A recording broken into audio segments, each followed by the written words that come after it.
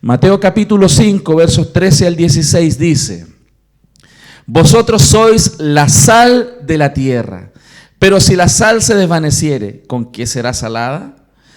No sirve más para nada, sino para ser echada fuera y hollada por los hombres.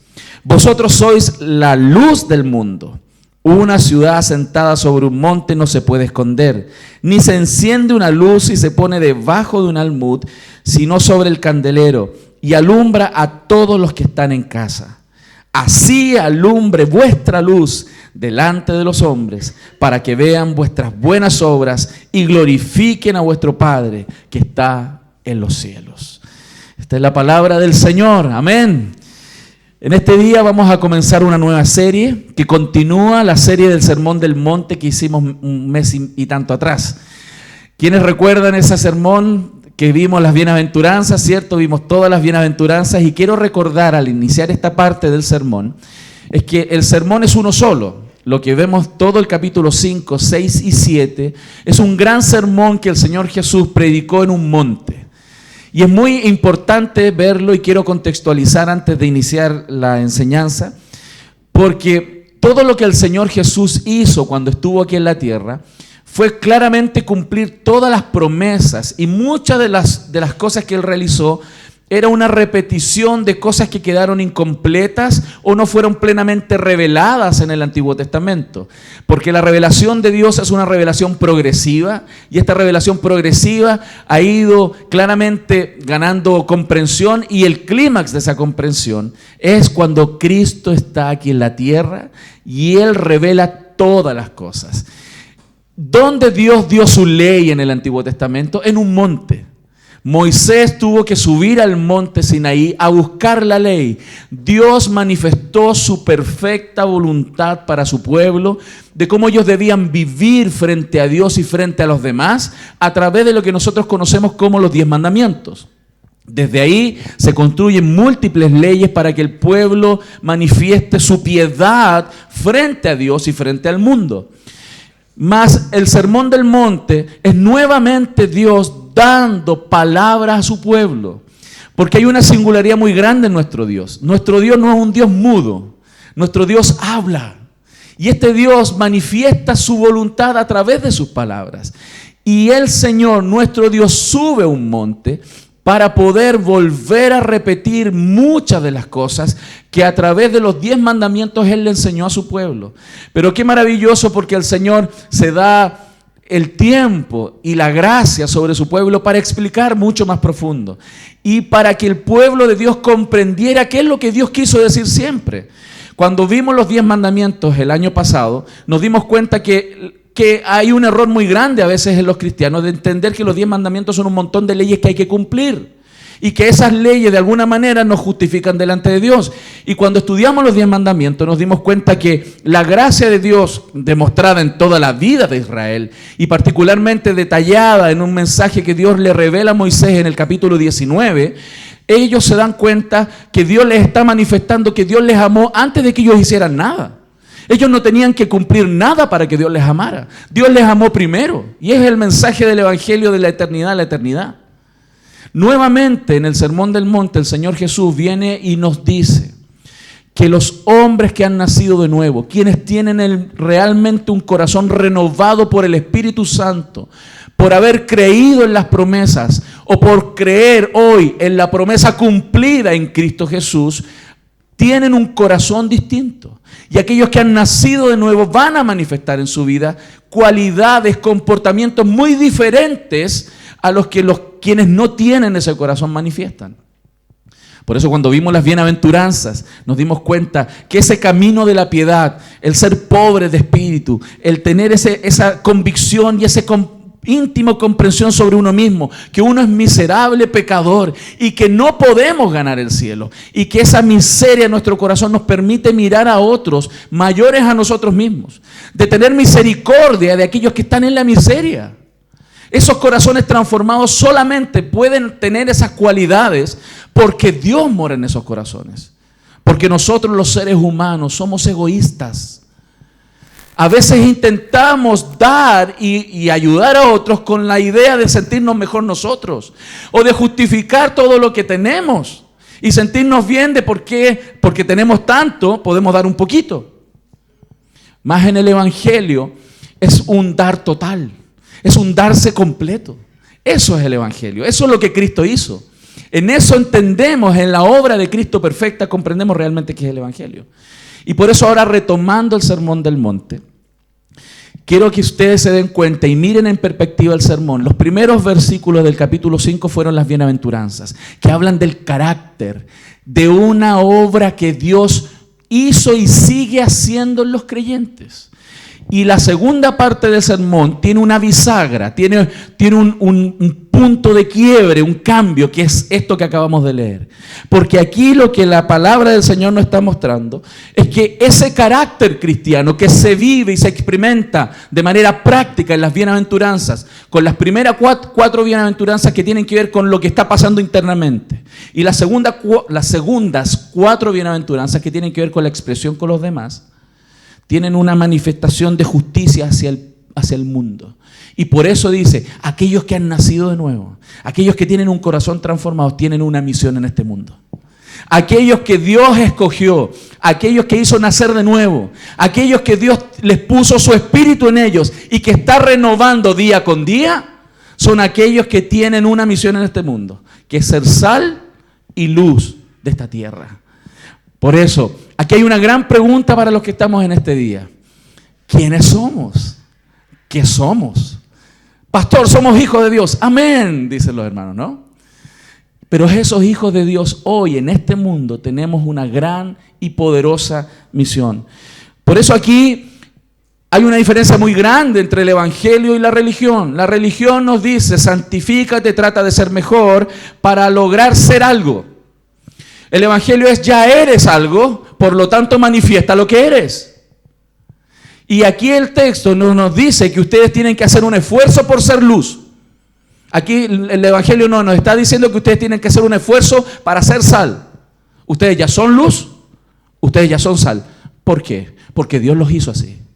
Dios les dio hoy una cualidad en su corazón que ninguna otra persona de este planeta, de este cosmos limitado que le llamamos planeta Tierra, tiene, salvo los que han nacido de nuevo en Cristo Jesús. Ustedes son sal. Ustedes son luz. Y eso es muy importante a la hora de retomar el mensaje de las bienaventuranzas. Porque la lucha normal de nosotros como seres humanos es intentar ganar el favor de Dios, cosa que nadie puede hacer en este mundo. Ustedes entonces han recibido por gracia un regalo tan maravilloso que es un nacimiento de nuevo. Y por eso, cuando hablamos de ser sal y de ser luz, es algo muy valioso. Porque ustedes tienen una cualidad, y todo creyente tiene esta cualidad, que puede afectar este mundo. Si nosotros queremos ver un cambio en nuestra cultura, si nosotros queremos ver realmente una mejora en la condición de vida de los seres humanos, pensemos ya más acotadamente, en nuestra ciudad, eso no lo va a hacer la política. Ese cambio no lo van a generar los partidos políticos.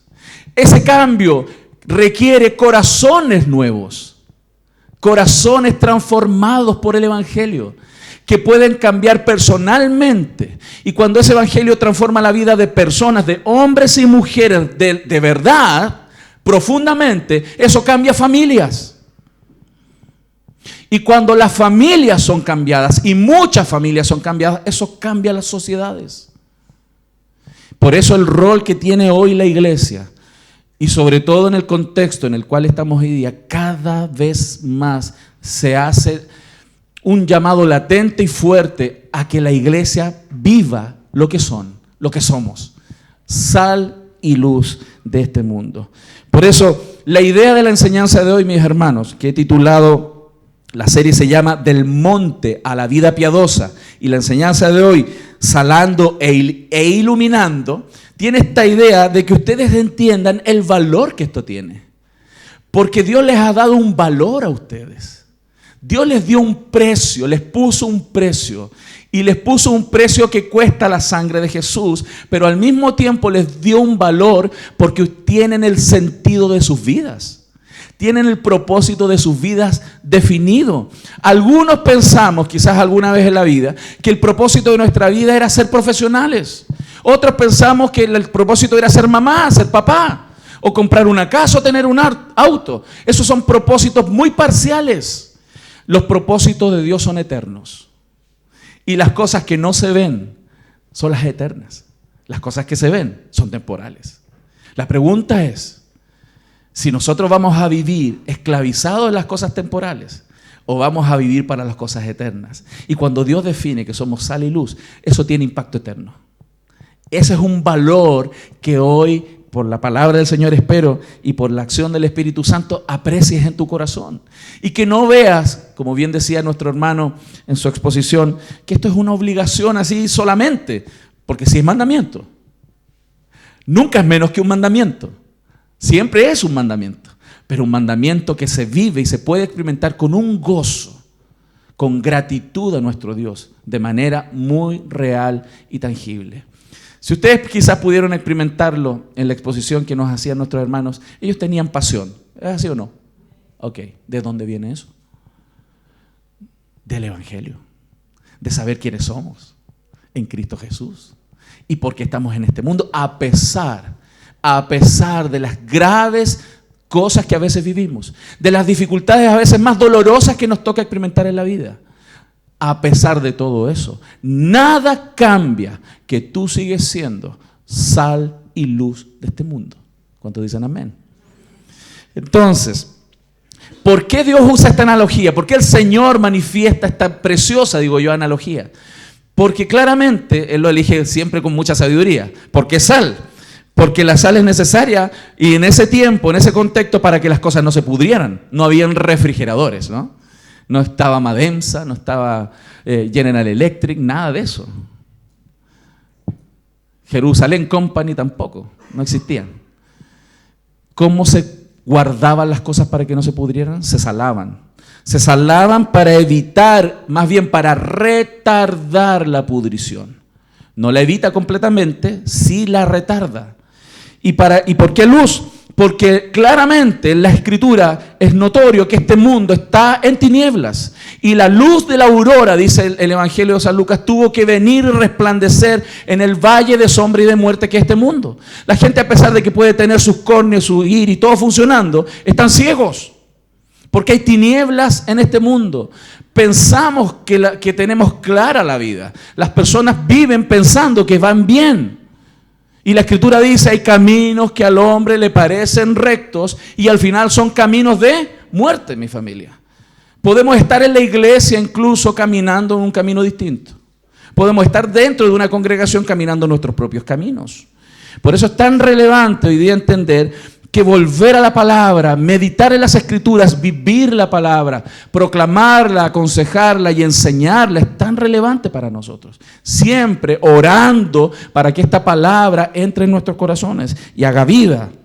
Por eso Jesús está hablando aquí del impacto que las personas que son sal y luz del mundo pueden generar en una cultura.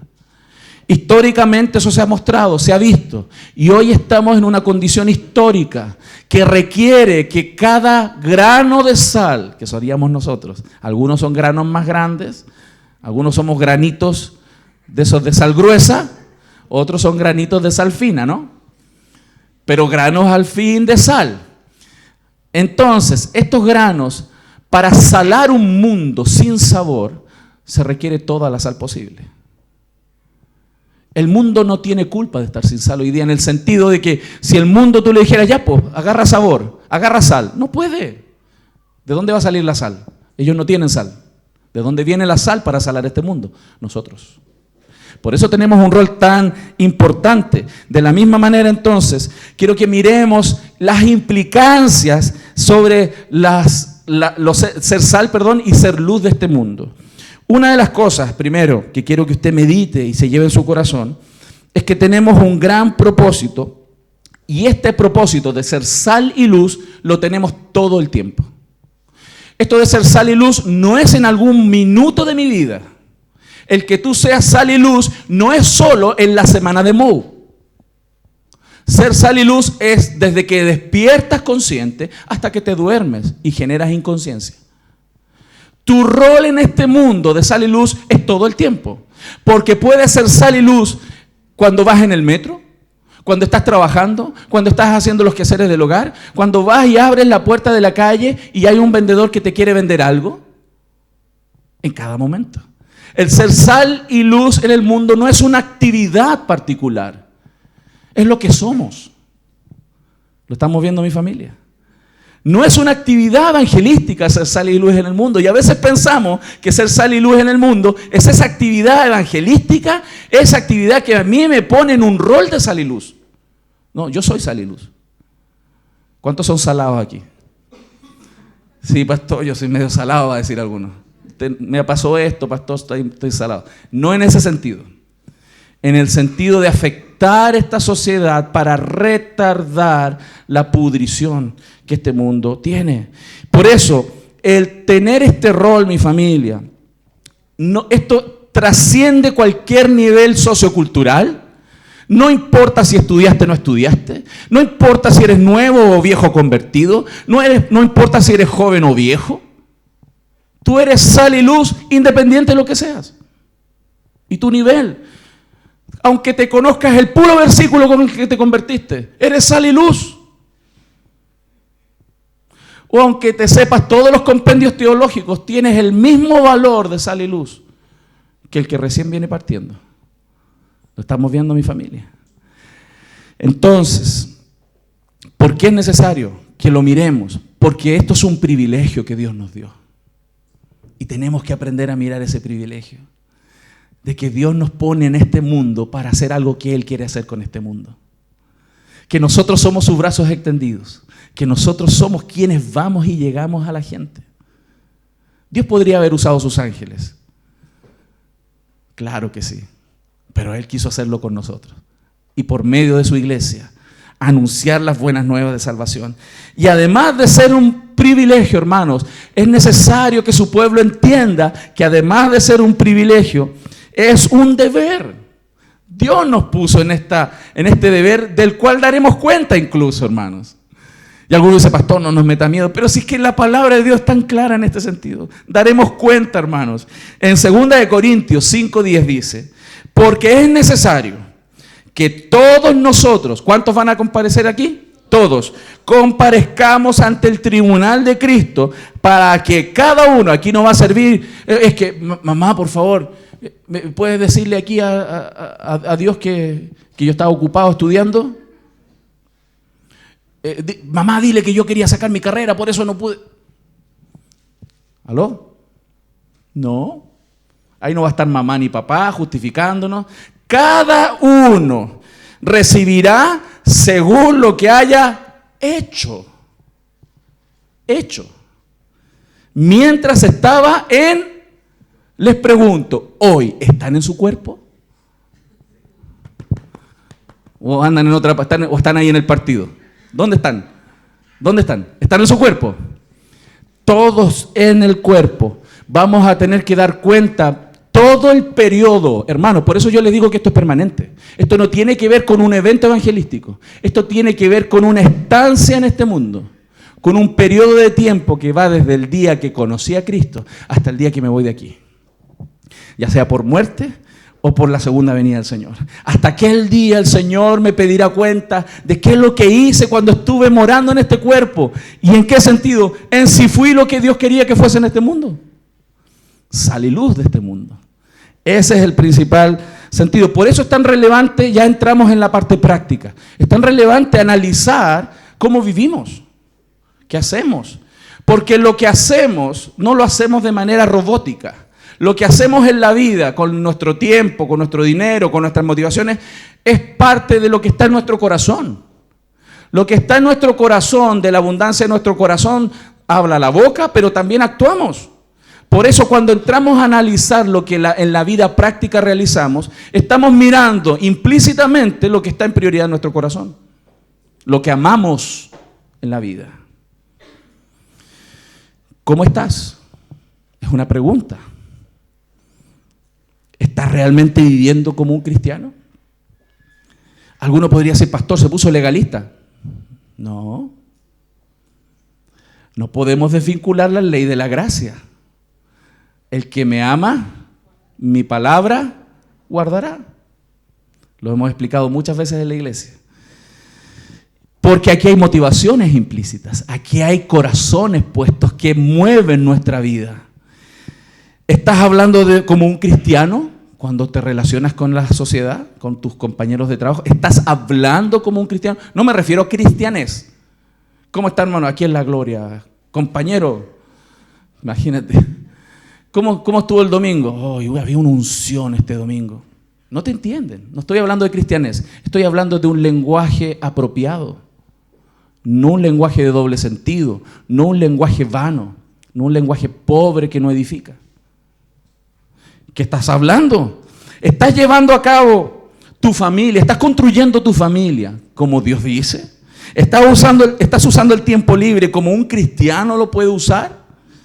Estás usando el mismo lenguaje en todos lados, o sea, somos congruentes en lo que decimos en la iglesia con lo que decimos fuera de la iglesia. ¿Estamos siendo congruentes? ¿Está mejorando tu actitud en el lugar de trabajo? ¿Tienes buena actitud en tu trabajo? ¿Tratas bien a la señora que te empujó en el metro? ¿O al señor que se te cruzó en el auto en el camino? ¿La tratas bien y la bendices de corazón?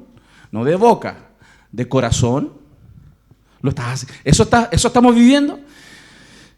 Por eso, y ahí podríamos, imagínense, muchas preguntas. Por eso, en la práctica, somos sal y somos luz, pero tenemos que reflexionar en este sentido. Si estamos siendo nosotros contaminados con el mundo y perdiendo la capacidad de salar este mundo, o estamos viviendo como los gentiles, por lo tanto, en la práctica, no estamos iluminando, teniendo un potencial de iluminar, porque Cristo mora en nosotros. Entonces, algo que debemos preguntarnos todo el tiempo y en todo lugar, hermanos, por eso digo que esto es permanente, que saque de su mente que ser sal y luz del mundo es una actividad evangelística en su vida, es un espacio de su tiempo. Ser sal y luz del mundo es lo que usted es desde que se despierta hasta que se duerme, porque no le vamos a cobrar lo que está durmiendo, ¿no? Porque usted no sabe. Su esposa, su esposo, alguien al lado quizás sabe, ¿no? Cuando habla dormido, por ahí. ¿Qué dijiste? Cuidado con lo que dicen soñando. Ok. Entonces, somos sal y luz de este mundo de manera permanente. Pero además, y un segundo punto que quiero que usted recuerde en este día, porque esta es la bisagra que nos va a guiar en todos los sermones que vamos a desarrollar, el Sermón del Monte, donde vamos a hablar de perdón, vamos a hablar del uso del dinero, vamos a hablar de muchos tópicos que tienen que ver cómo el carácter cristiano de las bienaventuranzas se vive en este mundo para ser lo que Dios quiere que es, lo que Dios hizo que somos, sal y luz. Tenemos entonces, además de una permanencia en esta función, en este rol maravilloso que Dios nos puso como sal y luz, tenemos además un valor, como lo decía y esbozaba brevemente, de sal y luz. Y es un valor que tenemos que apreciar. ¿Por qué el Señor usa esta metáfora de la sal? Porque en ese tiempo, la manera, el medio para retardar la pudrición, como dije antes, era la sal. Era muy importante. La sal hacía la diferencia en que algo se termine de destrozar y podrir o pueda permanecer. Es muy valioso. En ese tiempo hay un escritor griego que se llama Plutarco. Él decía así: la carne es un cuerpo muerto. Él asumía, la carne está muerta y parte de un cuerpo muerto, y que si se deja a sí misma, o sea, se deja ahí la carne, el cuerpo se pudre, pero la sal la conserva y la mantiene fresca, y por lo tanto es como una nueva alma insertada en un cadáver. Mire la comprensión del filósofo griego, el escritor Plutarco. Él entendía muy bien y él asociaba este tema de la vida y la muerte con la sal. Qué maravillosa analogía usa el Señor. Porque el que seamos sal de este mundo tiene que ver con la vida y la muerte de personas. No es un bistec que le echamos sal. Tiene que ver con la vida y la muerte de las personas. tal como tuvo que ver con la vida y la muerte de nosotros. ¿Lo estamos viendo, mi familia? Por eso es tan importante. Además, esto es valioso porque en ese tiempo a los soldados romanos se les pagaba el sueldo, el dinero de su trabajo con sal. No les daban dinero, les daban sal. Por eso se llama salario. El salario era la paga, les daban sal, unos kilitos de sal. Y usted, ¿para qué quiero tanta sal? Me va a subir la presión.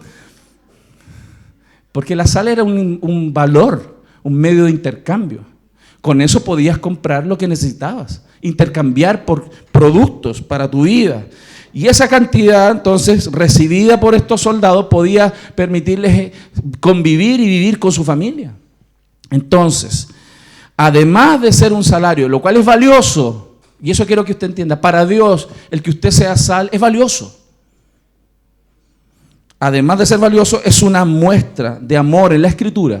La sal, el vertir la sal sobre algo, sobre alguien, compartir la sal, es un acto de amor y de pacto. La sal se usó en todas las sociedades antiguas como un signo de amistad.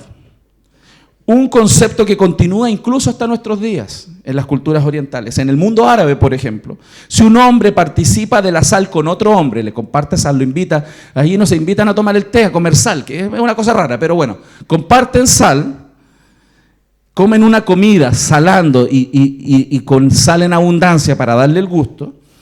Eso es una muestra de que aquella persona que llegó a su lado está bajo su protección y su cuidado. Incluso si el peor de los enemigos de esta persona se mete en su casa y llega ahí y se sienta y empieza a comer de ese plato salado, esa persona no podía hacerle nada, porque ya comió de la sal. O sea, tiene un grado de importancia y señal de pacto tan grande que incluso en el Antiguo Testamento, en Segunda de Crónicas 13:5, el Señor, hablando de la relación con su pueblo, dice: ¿no sabéis vosotros que Jehová Dios de Israel dio el reino a David sobre Israel para siempre? Y a él y a sus hijos bajo pacto de sal. ¿What? Sí. O sea, ¿cómo sellamos un pacto de amor y donde Dios manifestó darle un reino eterno a David? ¿Y cómo Dios compromete este pacto? Con sal. ¿Cómo Dios muestra su amor con este mundo? Con sal. ¿Y quién es la sal? Diga yo. ¿Cómo Dios muestra su pacto de amor con las personas de este mundo? Derramando sal sobre esta tierra. Y esa sal somos nosotros. Incluso, como en ese tiempo no existían los notarios públicos, no estaban estos notarios que ganan poca plata, firmando papeles, ¿cierto? Para autentificar la legalidad de un documento, cuando dos hombres firmaban un acuerdo comercial, comían sal. Comían sal, hermano. Y eso era signo de sellar un pacto de acuerdo. Levítico 2:13 dice: y sazonarás con sal toda ofrenda que presentes. Las ofrendas tenían que ser sazonadas con sal. Y no harás que falte jamás de tu ofrenda la sal del pacto de tu Dios. En tu ofrenda tuya ofrecerás sal. Eso está mostrando el Antiguo Testamento, señales claras de lo que Dios iba a manifestar a plenitud en la venida de nuestro Señor Jesucristo. El Señor Jesucristo está apuntando el pacto eterno de que Él iba a formar de todo pueblo, lengua y nación su pueblo. Él pactó eso con sal. Y por eso la analogía de que nosotros somos sal es una manifestación del pacto de Dios sobre este mundo, hermanos.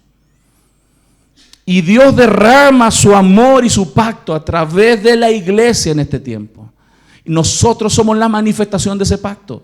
Somos la expresión del amor de Dios sobre este mundo. Por eso es tan valioso.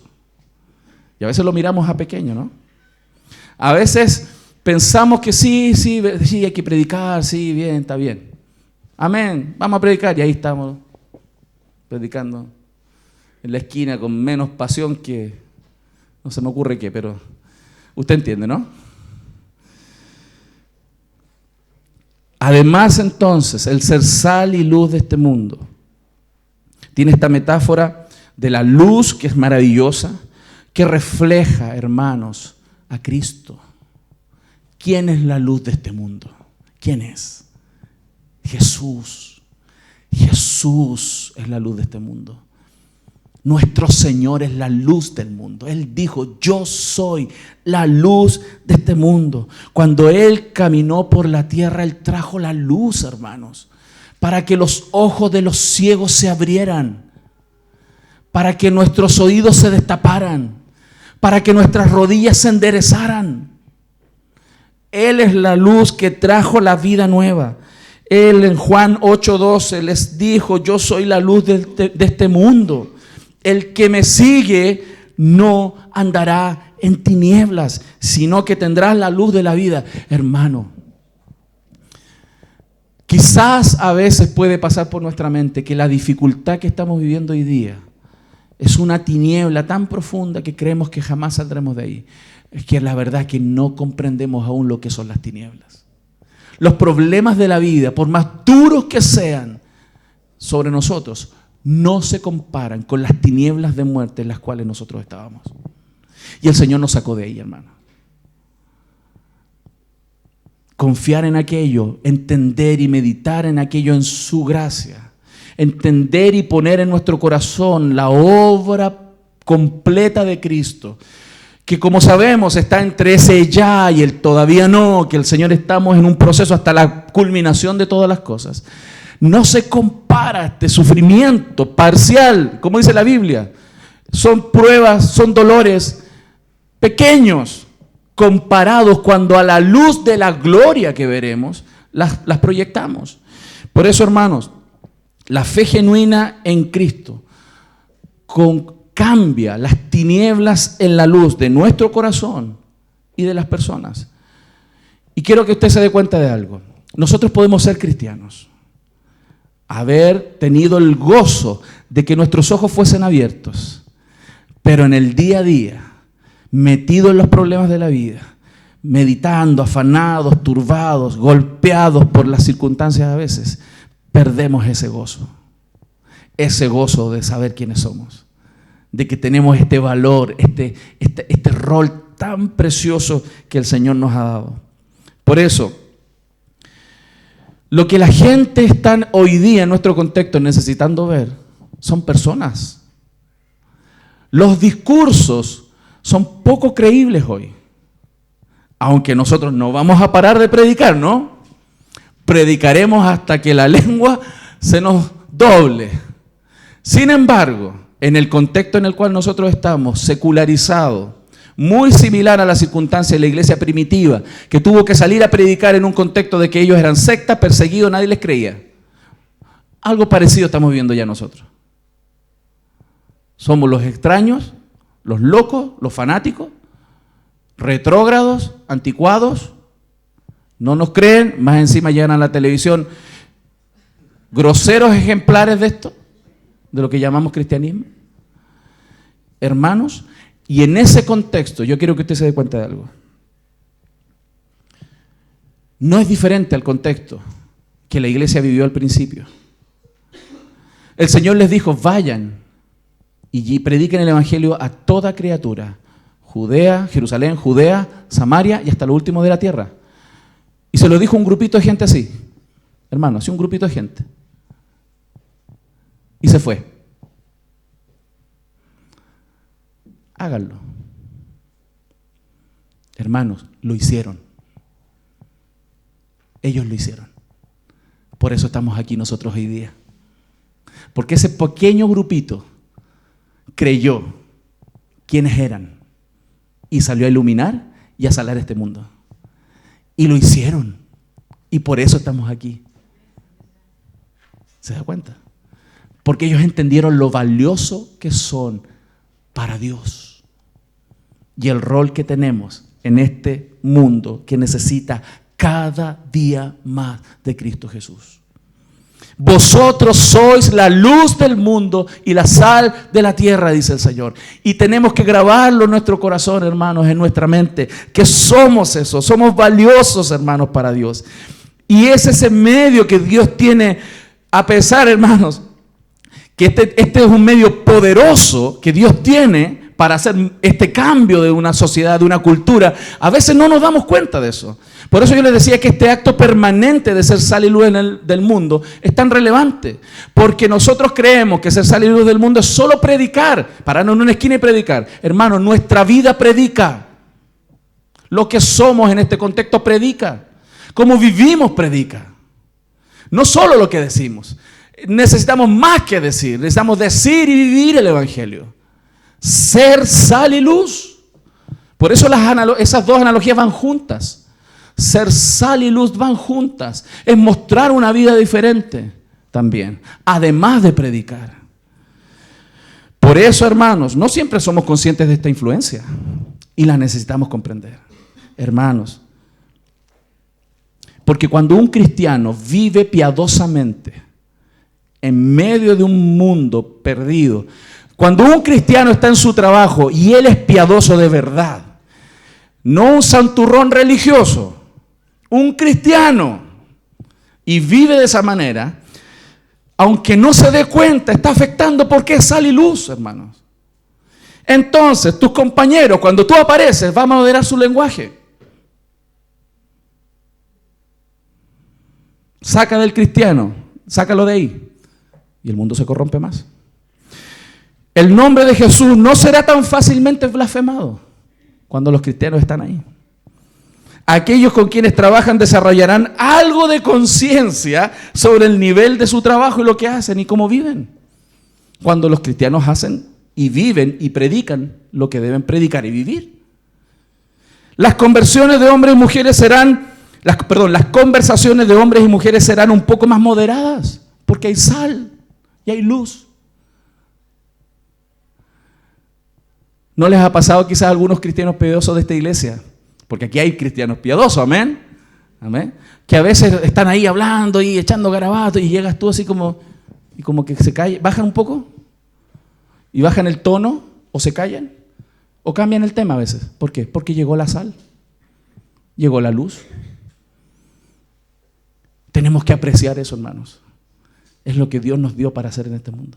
Por eso, cristianos de 4 paredes que viven encerrados para su propia familia no están haciendo su rol.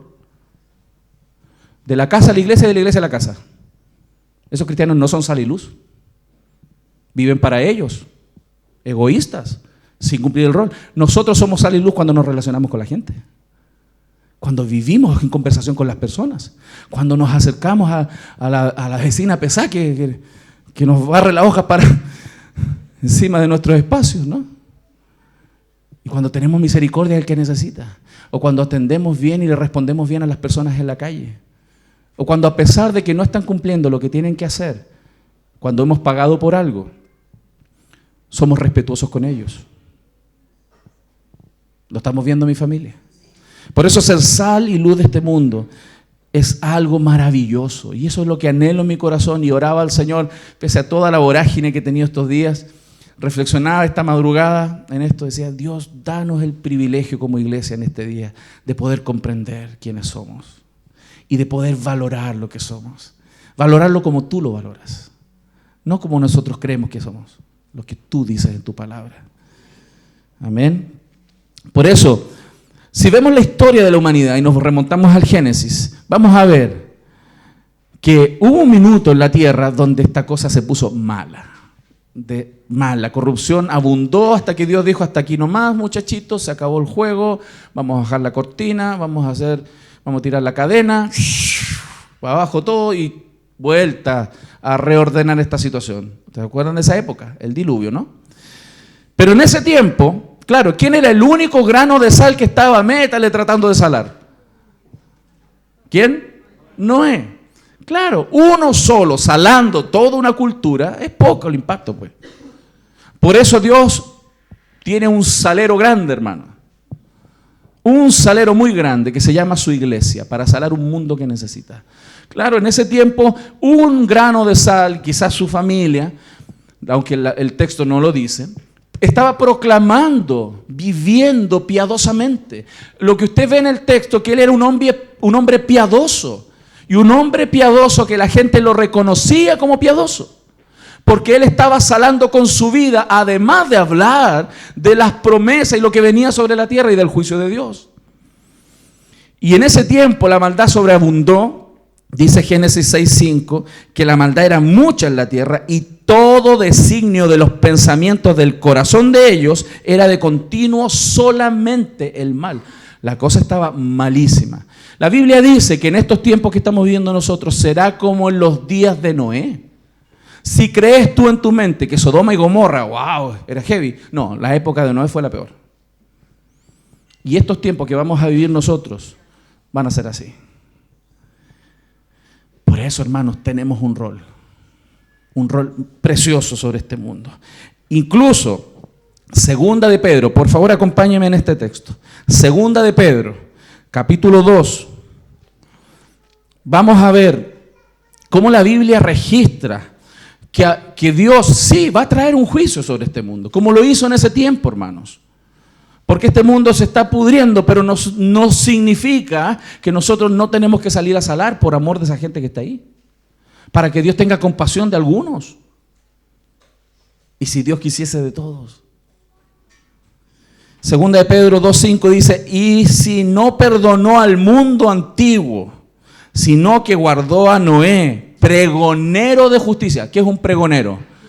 Alguien que predica, que anuncia. Fíjense, él estaba pregonando la justicia. Él anunciaba la justicia con otras 7 personas trayendo el diluvio sobre el mundo de los impíos. O sea, Dios juzgó el mundo a pesar de los predicadores, a pesar de que Noé predicó. Miren el verso 6. Y si consideró por destrucción a las ciudades de Sodoma y de Gomorra, reduciéndolas a ceniza y poniéndolas de ejemplo a los que habían de vivir impíamente, hermanos. Dios usa todas estas situaciones y Dios va a juzgar, hermano, todo el mundo. Pero nosotros tenemos este rol de pregonar. Y eso no nos quita a nadie, a pesar de que este mundo está en decadencia. Nadie va a decir, no, pastor, es que yo predico y la gente no quiere escuchar. No importa. Tú no sabes lo que estás haciendo. No sabes el efecto. No conoces el efecto. ¿Cuántos han llegado a la iglesia por los testimonios de personas? No porque les predicaron, sino porque vieron vidas diferentes. Nuestra vida debe ser una vida diferente. Y no quiero que usted entienda esta predicación como ese moralismo barato, vacío, porque no somos una iglesia que predica legalismo, pero sí una iglesia que predica el evangelio y que lleva a la convicción de que nosotros tenemos que cumplir sus mandamientos, por amor a esa gracia maravillosa. Por eso, hermanos, el cristiano individual debe ser la conciencia de sus semejantes. Estamos callando, iglesia. La iglesia está callando. ¿Por qué la sociedad se está corrompiendo más rápidamente? Es porque la iglesia no está salando. ¿Qué frena la corrupción? La iglesia. La sal. ¿Se fija? Y la iglesia es la conciencia de una nación. Vuelvo a repetir. El cristiano individual es la conciencia de sus semejantes y la iglesia en su conjunto es la conciencia de una nación, hermanos. O sea, por eso tenemos que vivir esta verdad, proclamarla y experimentarla y motivarnos, animarnos unos a otros a llevar el evangelio. Lo que quiero que usted tenga claro es que Dios no te está haciendo responsable de las conversiones, pero Dios te está haciendo responsable de ese contacto piadoso. Dios no te hace responsable de que ellos se conviertan, pero te hace plenamente responsable del contacto piadoso con esta sociedad. Y eso tenemos que asumirlo. Como cristianos convencidos y salvados, redimidos por Dios por gracia. Amén. Entonces, no podremos decirle, es que mi WhatsApp no funcionaba. Pues sí, puedes ir tocar el timbre y hablarle al vecino, ¿no? Pastor, es que no tenía datos. Hoy día hay unas excusas tremendas, ¿no? Se me acabaron los datos, pastor, por eso no pude hablar.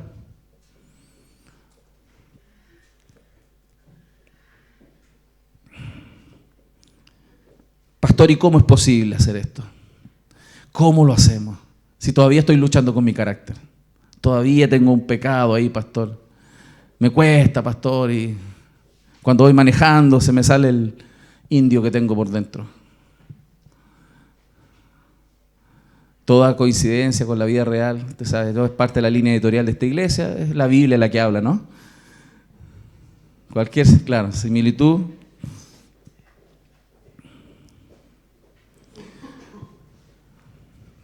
Dios sabe mucho mejor que nosotros cómo está nuestro corazón.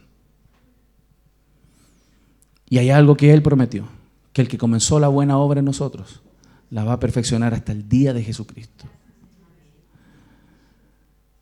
Más responsables somos entonces, porque es su gracia sobre nuestra vida, que nos está ayudando a vivir lo que Dios quiere que vivamos.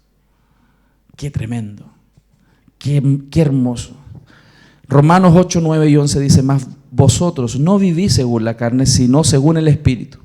Y si es que el Espíritu de Dios mora en vosotros, y si alguno no tiene el Espíritu de Cristo, no es de Él.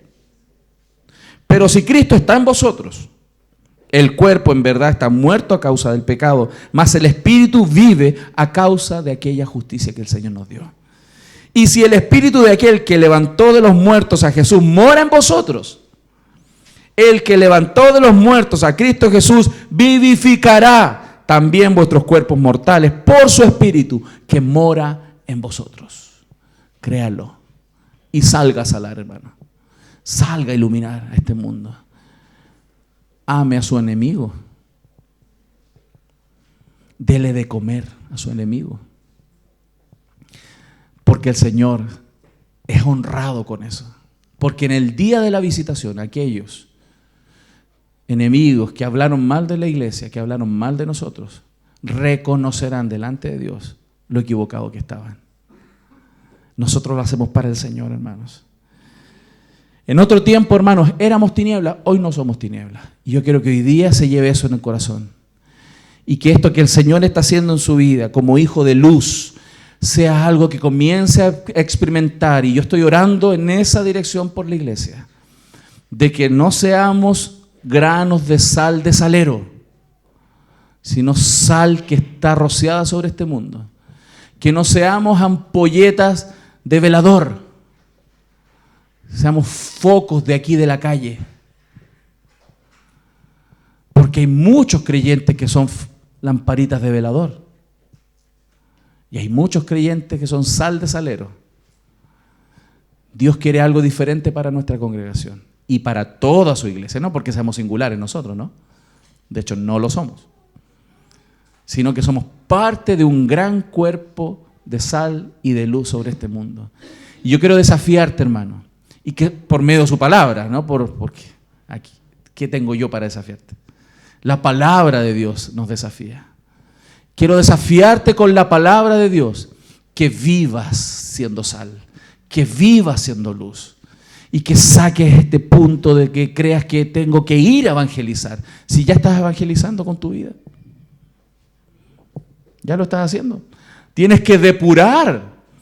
Si somos sal mezclada con otras cosas, que ya no sala, y que el texto nos decía que solamente sirve para ser pisoteada por los hombres, bueno, saquemos la cal. En ese tiempo, ¿cuándo una sal no salaba? Cuando tenía mezcla con otros minerales. En las minas de sal, cuando meten las palas y sale sal con cal, por ejemplo, que es blanca, esa sal parece sal refinada, pero no sala porque tiene cal. Claro, a veces nuestra vida, con los pecados que mantenemos ahí como cariñositos, ¿no? Y no trabajamos en la santificación. No ponemos, acuérdense, la santificación es obra divina humana. La sal no sala. Si nosotros comprendemos eso y mientras salimos a salar, vamos depurando nuestro corazón con la gracia del Señor, con su palabra y la oración del Espíritu, nuestra vida va a ser de impacto. Te pregunto, ¿quiere usted ser de impacto en su cultura? ¿Quiere usted bendecir su ciudad? ¿Quiere usted bendecir su barrio? ¿Quiere usted bendecir a su familia que no conoce al Señor? Viva lo que es, hermano. Vívalo. Vivámoslo juntos. Animémonos. Ayudémonos. ¿Cómo usted me puede ayudar a mí si ve algo que no está salando? Es que en vez de dar salto y dando jugo, usted me habla, hermano. Usted me dice, pastor, en esta área usted está pecando. Mire, revise. Amén. Pastor, no está iluminando nada. Está más apagado. Vamos, dígalo. Porque yo se lo voy a decir a usted también. Amén.